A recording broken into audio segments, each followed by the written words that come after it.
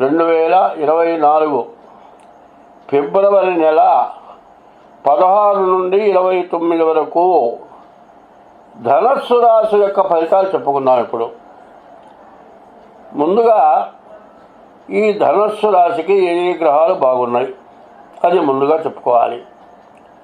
కుజుడు, శని, రవి, గురువు 4 గ్రహాలు బాగున్నాయి.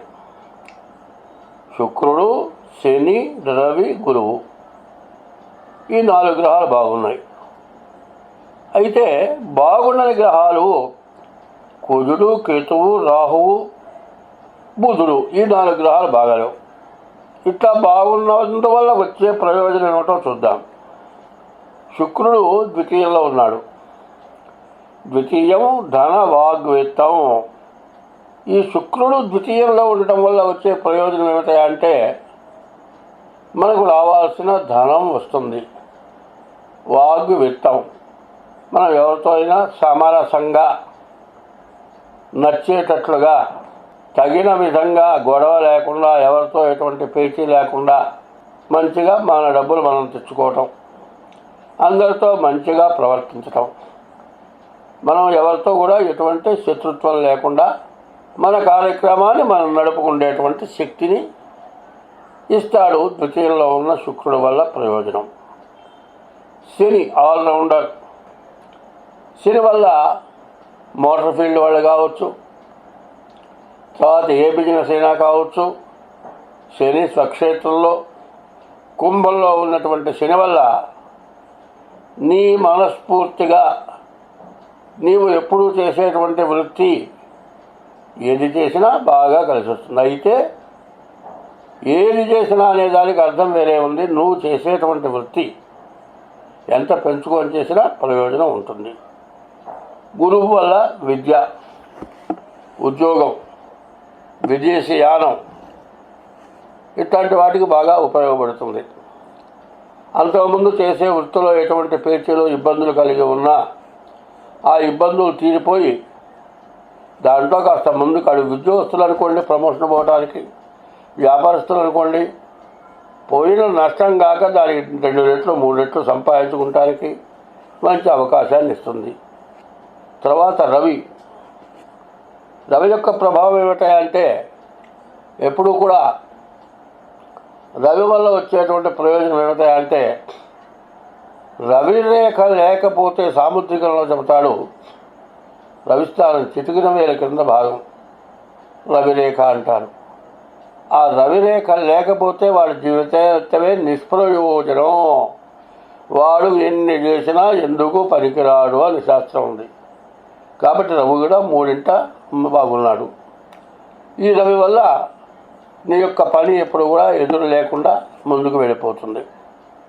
అయితే ఇక్కడ ఉన్న సమస్య ఏమిటంటే కుజుడు, బుధుడు, రాహువు, కేతువు వీళ్ళు బాగాలేరు. బాగున్న వాళ్ళు ఎవరు? శుక్రుడు, శని, రవి, గురువు బాగున్నారు. బాగున్న వాళ్ళు కుజుడు, రాహువు, కేతువు, బుధుడు. ఈ రాహుకేతువుల మధ్యలో గురువు అక్కడే బయట ఉన్నాడు. కానీ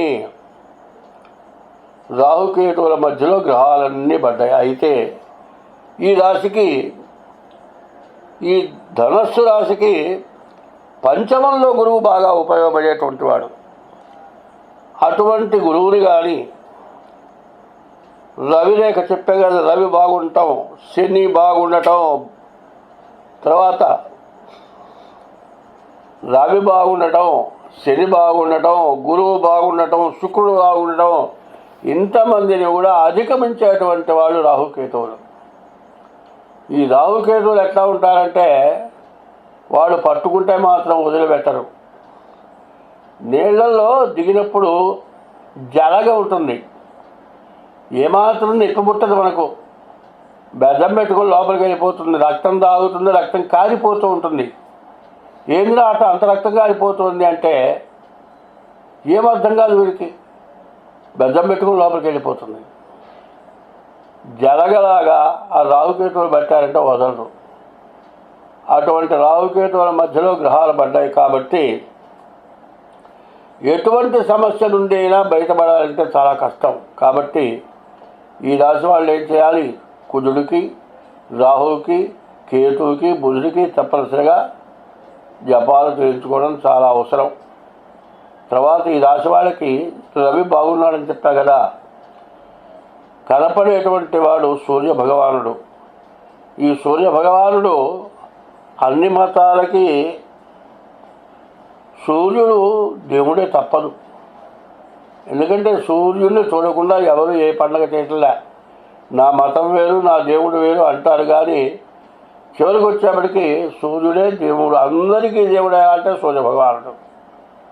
అటువంటి సూర్య భగవానుడు బాగున్నాడు కాబట్టి ఎప్పుడు కూడా ఏం చేయాలి, మనకు మార్గం చూపించిన వాళ్ళు, మనని బాగు చేసేవాళ్ళు ఎవరైతే ఉన్నారో వాళ్ళ వల్ల మనం ఎట్లా జీవించగలుగుతున్నామో, సూర్యుడి యొక్క కిరణాలు చాలా ఉత్తమమైన కిరణాలు.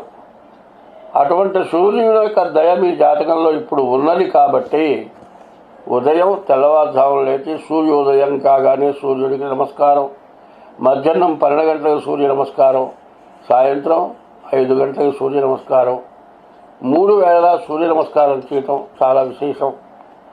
తర్వాత ఈ రాశి వాళ్ళు బుధుడికి జపం చేయించుకొని పెసలు దానం ఇవ్వాలి, రాహువుకి జపం చేయించుకొని మినుములు దానం ఇవ్వాలి, కేతువుకి జపం చేయించుకొని ఉలవలు దానం ఇవ్వాలి, కుజుడికి జపం చేయించుకొని కందులు దానం ఇవ్వాలి.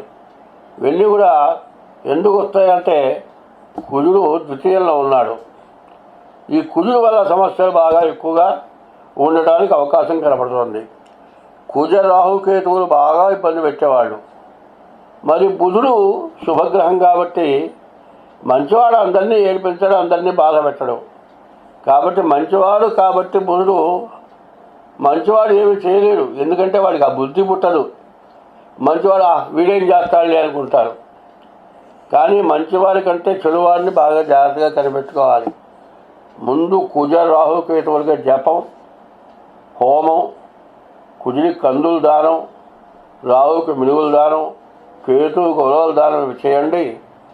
ఈ రాశి వాళ్ళకి ఎదురుంటూ లేకుండా ముందుకు వెళ్ళటానికి, బాగా పైకి రావటానికి, అన్ని విధాల లాభాన్ని పొందటానికి, ఇంతకుముందు ఉన్నటువంటి నష్టాలు మొత్తం పూడ్చుకొని మళ్ళీ లాభంలోకి రావడానికి మంచి అవకాశం, చాలా మంచి సమయం. కానీ ఇది గోచారం. గోచారం అంటే జన్మ నక్షత్రాలు బట్టి చెప్పేది గోచారం. ఈ గోచారం జన్మ నక్షత్రాలను బట్టి అంటే మీకు పిలిచే పేరుకి నక్షత్రానికి సంబంధం లేని వాళ్ళు 180 మంది కనబడుతున్నారు. కాబట్టి నక్షత్రం, నీవు పుట్టిన నక్షత్రం ప్రకారం పేరు పెట్టుంటే ఇది గోచారం కరెక్ట్ అవుతుంది. మరి ఇదే బేస్ అవ్వటం కాదు కావాల్సింది. మీ జాతకం డేట్ ఆఫ్ బర్త్, తారీఖు, నెల, సంవత్సరం, టైం ప్రకారం మీ జాతకం చూపించుకొని, తర్వాత డేట్ ఆఫ్ బర్త్ లేకపోతే హస్త సాముద్రికం ద్వారానైనా సరే మీ జాతకం చూపించుకోండి. ఒక మంచి టైంలో మంచి పని చేసుకోవాలి. మంచి అన్నంలోకి దాంట్లో కలిసేటువంటి మంచి ఉపహారం కావాలి. అట్లాగే మంచి టైంలో మంచిని పొందాలి అంటే మాత్రం జాగ్రత్త పడాలి. వివాహం చేసేటట్లయితే జాగ్రత్తగా అన్ని విధాల జాతకం చూపించుకొని వివాహ కార్యక్రమాలు చేసుకోవాలి.